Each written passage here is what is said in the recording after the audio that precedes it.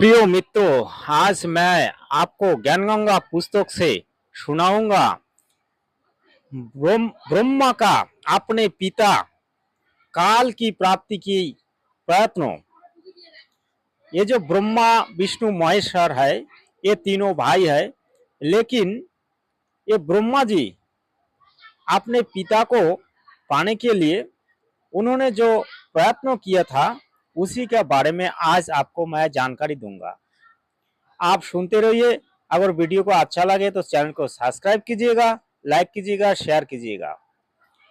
तब दुर्गा ने ब्रह्मा जी से कहा कि अलक निरंजन तुम्हारा पिता है, परंतु वो तुम्हें दर्शन नहीं देगा। ब्रह्मा ने कहा कि मैं दर्शन करके ही लौटूंगा। माता ने पूछा कि यदि तुझे दर्शन नहीं हुए तो क्या करेगा। ब्रह्मा ने कहा मैं प्रतिज्ञा करता हूँ, यदि पिता के दर्शन नहीं हुए तो मैं आपको समक्ष नहीं आऊंगा। यही कहा कर ब्रह्मा जी व्याकुल होकर उत्तर दिशा की तरफ चल दिया। जहाँ अंधेरा ही अंधेरा है, वहाँ ब्रह्मा ने 4 युग तक ध्यान लगाया, परंतु कुछ भी प्राप्ति नहीं हुई। काल ने आकाशवाणी की कि जीव उत्पत्ति क्यों नहीं की। भवानी ने कहा कि आपका ज्येष्ठ पुत्र ब्रह्मा जीत करके आपकी तलाश में गया है। ब्रह्मा के बिना जीव उत्पत्ति का सब कार्य असंभव है। ब्रह्म अर्थात काल ने कहा उसे वापिस बुला लो, मैं उसे दर्शन नहीं दूंगा। तो अब दुर्गा अर्थात प्रकृति ने अपनी शब्द शक्ति से गायत्री नाम की लड़की उत्पन्न की तथा उसे ब्रह्मा को लौटा लाने को कहा। गायत्री ब्रह्मा जी के पास गई, परंतु ब्रह्मा जी समाधि लगाए हुए थे। उन्हें कोई आभास आभास ही नहीं था कि कोई आया है। तब आदि कुमारी अर्थात प्रकृति ने गायत्री को ध्यान द्वारा बताया कि इसके चरण स्पर्श कर। तब गायत्री ने ऐसा ही किया। ब्रह्मा जी का ध्यान भंग हुआ तो क्रोधवश बोले कि कौन पापीन है जिसने मेरा ध्यान भंग किया है, मैं उसे शाप दूंगा। गायत्री कहने लगी कि मेरा दोष नहीं है, पहले मेरी बात सुनो तो आप शाप देना।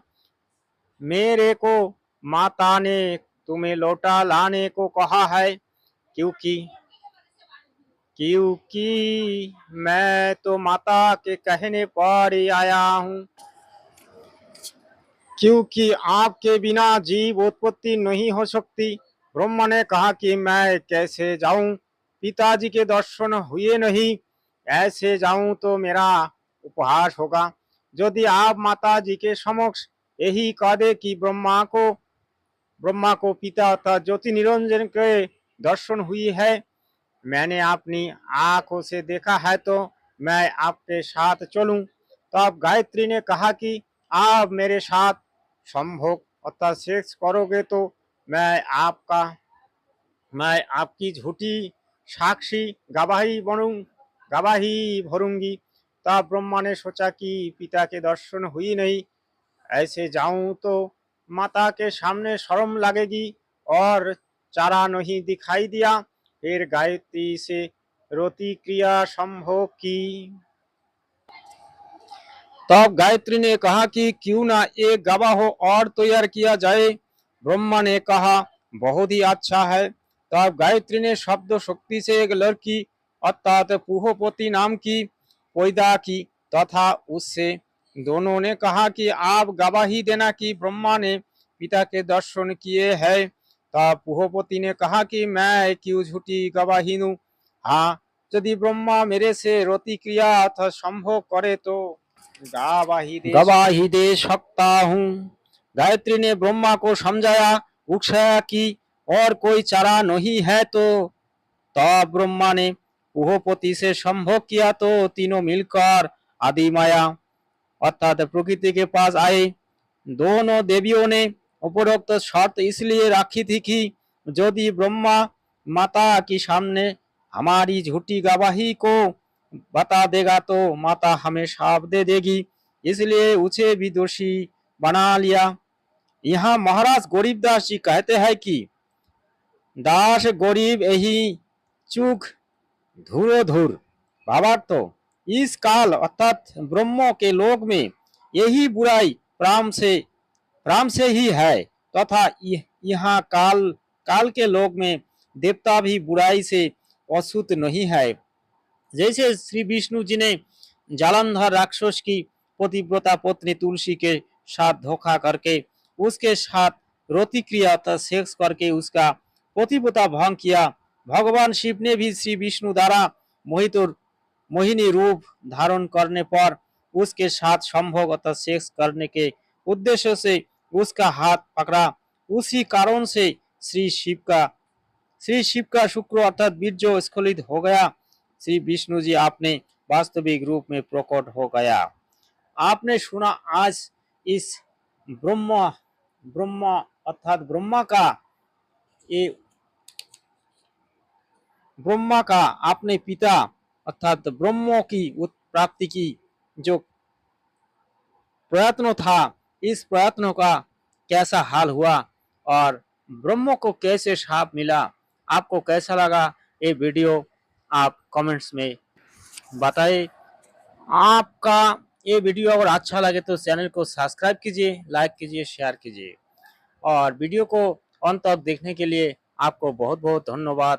मैं हूँ एक दास, मेरा काम है जगत गुरु तत्वदर्शी संत रामपाल महाराज जी की लिखी हुई पुस्तक का जो ज्ञान है आप तक पहुंचाना, आपको दिखाना, आपको जानकारी देना। इस चैनल का यही उद्देश्य है।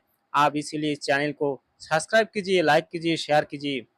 इस चैनल का माध्यम से आप जगत गुरु तत्वदर्शी संत रामपाल महाराज जी की अनमोल ज्ञान का बारे में जानेंगे। और जगत गुरु तत्वदर्शी संत रामपाल महाराज जी आज इस विश्व में एक ऐसा लौता संत है जो शास्त्र खोल के दिखाते हैं और हमारे को आज आंखें खोल दिया कि हम आज सनातन शास्त्र तथा दूसरी धर्म जैसे मुस्लिम, जैन, ख्रिस्टान सभी धर्मों का पवित्र ग्रंथों को आज हम लोग जान पा रहे हैं। ये जो जगत गुरु तत्वदर्शी संत रामपाल महाराज जी हम लोगों पर दया किया, इसके लिए उनको बहुत बहुत धन्यवाद, सत है।